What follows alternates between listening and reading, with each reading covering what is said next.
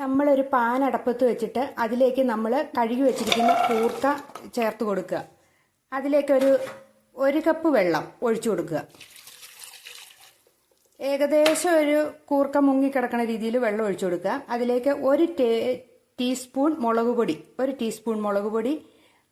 Teaspoon മഞ്ഞൾപ്പൊടി, ആവശ്യത്തിന് ഉപ്പ്, ഇത്രയും ഇട്ട് കൊടുത്തിട്ട് നമ്മൾ വേവാൻ വെക്കുക. ഇളക്കി കൊടുക്കുക. എന്നിട്ട് ഇത് വേവാൻ വെച്ചേക്കുക. നന്നായിട്ട് തിള വന്നു കഴിയുമ്പോൾ നമുക്കിതൊന്ന് മൂടി വെച്ച് വേവിക്കാം.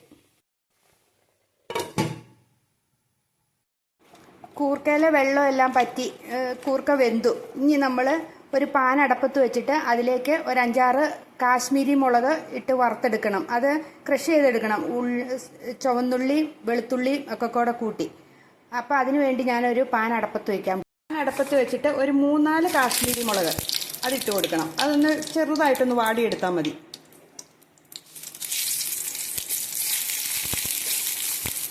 ചുമന്ന മുളക് നമ്മൾ മുളക് പൊടി ചേർത്തത് കൊണ്ടാണ് കാശ്മീരി മുളക് ഞാൻ എടുത്തത്. അല്ലെങ്കിൽ ഭയങ്കര എരിവായി പോവില്ലേ.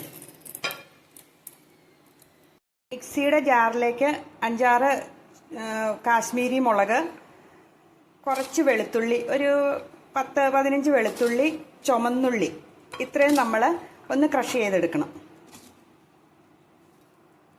അടപ്പത്ത് വെച്ചിട്ട് എണ്ണ ചൂടായി കഴിയുമ്പോൾ അതിലേക്ക് കുറച്ച് കറിവേപ്പില ഇട്ട് കൊടുക്കുക. പിന്നെ നമ്മൾ ആ പൊടിച്ചു വെച്ചിരിക്കുന്ന, അതായത് ഉള്ളിയെല്ലാം കൂടെ അതും ഇട്ട് കൊടുക്കുക.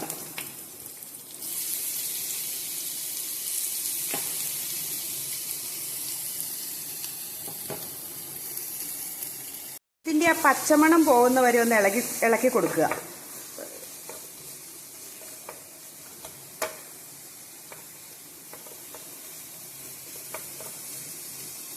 2 മിനിറ്റ് ഇളക്കിയാൽ മതി. അതിലേക്ക് നമ്മൾ വേവിച്ച് വെച്ചേക്കണ കൂർക്ക ചേർക്കുക. തേങ്ങ നമ്മൾ എണ്ണയ്ക്കകത്ത് മൂപ്പിച്ച് ചേർക്കുകയാണെങ്കിൽ നല്ലതാണ്. തേങ്ങ കൊത്തായിട്ട് അരിഞ്ഞിട്ട് എണ്ണയ്ക്കകത്തിട്ട് മൂപ്പിച്ച് ചേർക്കുകയാണെങ്കിൽ നല്ലതാണ്. കൂർക്ക മെഴുക്കുവരട്ടി റെഡിയായി.